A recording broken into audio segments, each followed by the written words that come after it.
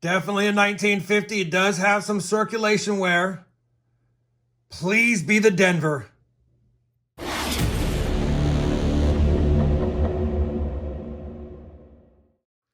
Hey everyone, it's RobFindsTreasure and welcome back to my channel. We have another 2-box nickel hunt today in our quest to complete the Series 2 book. Now you guys know it's been tough finding those 1950 Denver key date Jefferson Nickels. I've only found 3 or 4 in my life, and I've only found 1 since I started this nickel hunt and album fill series.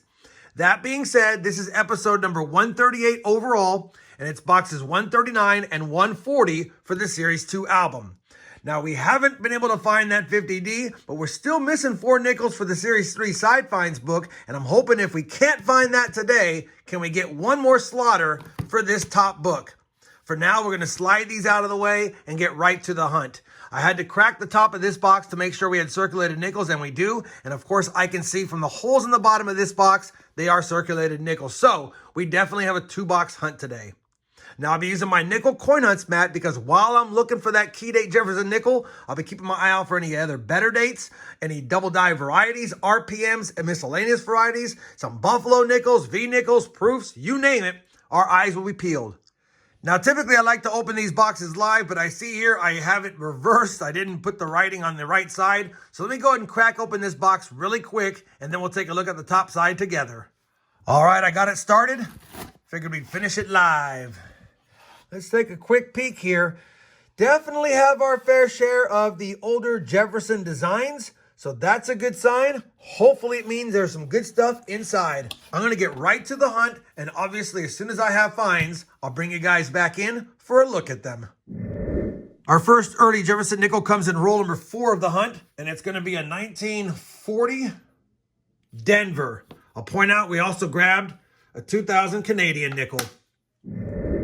Roll number 6 is going to give us a semi-key date nickel, and I didn't know it at first because I usually don't film the 50s, but I have a 1955, and when I flipped it around, I noticed there was no mint mark, so it's a 1955 Philadelphia, which is definitely a much better date with a lower mintage. We'll take it. Second find of the box is a good one, and we'll get back to the hunt. Just laid out roll number 9 of the hunt, and take a look what we got here. You probably can see it. We have a buffalo nickel. Looks really slick, though. I don't know if I'm going to get a mint mark on that without nickodating it, but let's see if there is a date on the other side. Oh, it's already been nickodated. Let's see if it has a date.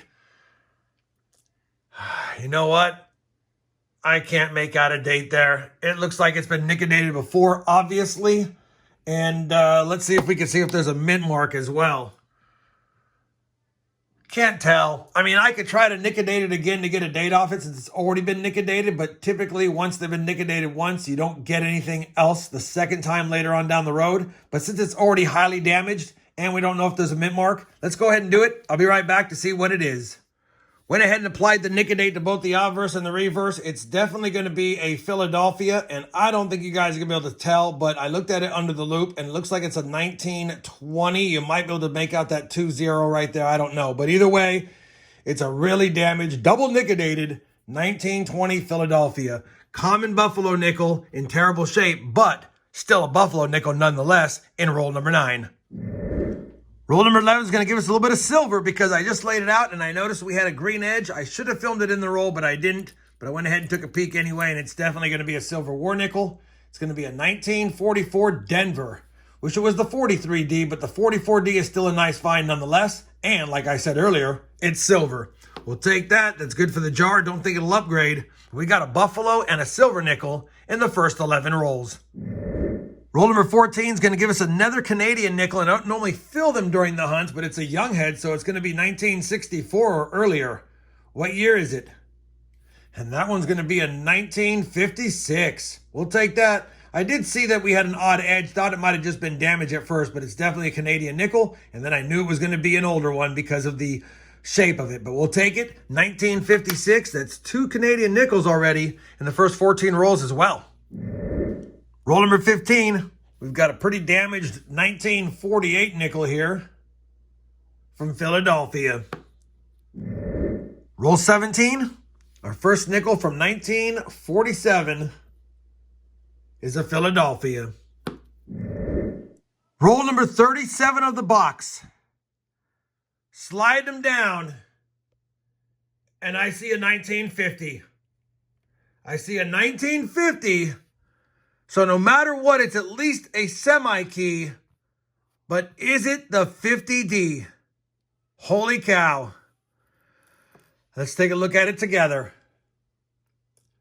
Definitely a 1950. It does have some circulation wear.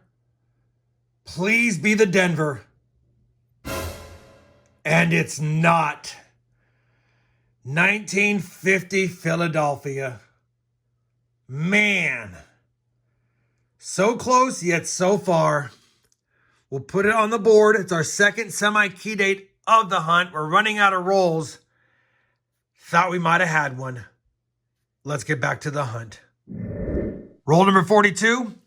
Second nickel from 1948. And that's going to be a 48 Philadelphia. Man, that 50 was close.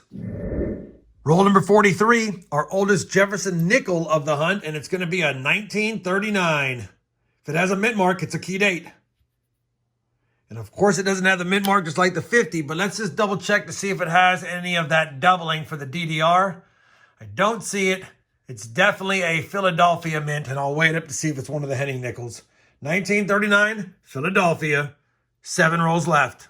Roll number 45, another nickel from 1940, and it's from Philly. Roll number 48, our third nickel from 1940, and that's a Philadelphia. We have finished that first nickel box, and it was definitely a pretty good nickel box. We got 21 total finds on the board, and I like 20 to 25, so definitely in that range. We did get a semi-key date nickel 1950 and a semi-key date 1955. Those were the finds of the box as far as regular Jefferson nickels. We got a nickel-dated Buffalo nickel, a 1920p, a 44D silver war nickel, and a second-year issue 1939 Philadelphia Jefferson nickel as well. On top of that, we did get 3 Canadian nickels, and I haven't been seeing as many of those lately, including an oldie, 1956 if I recall it is, and it's not in bad shape, so I'll definitely check that against my Canadian nickel album. 1 box down, 1 box to go. Put that to the side, slide this over, and continue with the hunt, and let me bring you guys back in. As soon as I have a find in this box, I do know they're circulated. I did check just like this, but I haven't seen all the enders, so hopefully we have some goodies and maybe an ender in this box. Roll number 4 of box number 2 is going to give us another Buffalo nickel. Just laid out the roll, and look what I see. Hopefully this one has a date this time.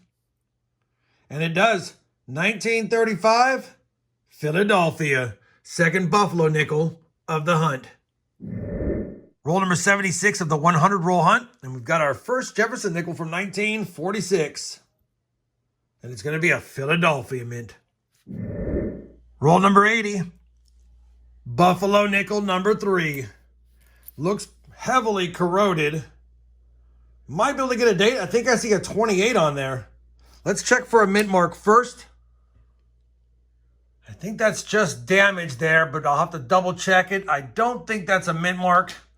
And I think that's going to be a 1928. I think we have a 1928 Philly. I'll confirm with the mint mark and get back to you if it's a different mint, but I think it's just going to be a 1928 Philadelphia, and that's 3 Buffalo nickels now through 80 rolls. Very next roll, roll number 81, just cracked it open, and I think we have another war nickel right there. It has that green look to it, and it is a 1945 Denver. Our second from Denver, and it could be a lamination error on this one as well. I don't know what's going on there. Maybe something brazed it pretty strong is what it might be. Could be a lamination error. Don't think it's a strike through. We do have some lamination peeling there. Either way, it's in rough shape, but definitely a cool find because it's another silver nickel, and that makes 3 Buffaloes and 2 silver nickels so far in this hunt with a 1950 and a 55 Philadelphia. Roll number 84. Another chance at a key date, this time another 1939 nickel. It's pretty slick though, so probably Philadelphia. And it is. 1939 Philadelphia, confirmed. Any doubling? I do not see any doubling. And of course, I'll always check for the Henning nickels as well. It probably isn't. Second 1939 nickel of the hunt, both of them common. Roll number 85. Another nickel from 1948. And another 48 Philadelphia. Well, we finished that 2-box hunt. The end of this box got pretty cold, but still a good amount of finds overall. 39 finds on the board, one shy of what I like, but one would argue whenever you can get a couple of Silver War nickels and 3 Buffalo nickels in a 2-box hunt, you're already doing well. On top of that, we got 3 Canadian nickels, a really nice 1970 Denver, but it doesn't have full steps, of course. We got 2 1939s. I love finding 30s Jefferson Nickels. 2 semi-key dates, a 1950 and a 1955, and man, that 1950 gave us quite the scare and excitement at the same time, but it wasn't to be. Next step is to go ahead and compare all these nickels to the albums. I don't think we're going to have any upgraders or additions, but we got to double check anyway and make sure of it. Let me go ahead and do that, and then I'll be back with a look at the books and some final thoughts on today's hunt. Well, I've compared all of the finds to both albums, and I couldn't make a case for any upgrades, and of course, no additions, and of course, the hunt for the 50D continues. Now, after 140 boxes searched, we're just missing that 50D. We didn't add anything to the Series 3 books after 75 boxes. We only have 27 boxes left. The good news is we added some Buffaloes to the collection, as well as a couple of silvers for the silver jar, and I know that's going to make them happy. I know we didn't find the 50D, but hopefully you guys had a lot of fun during this 2-box hunt. I know I did. We had good finds, and my nickels have stayed hot. If you did, I'd appreciate that thumbs up. And as always, everyone, happy hunting, and thanks for watching.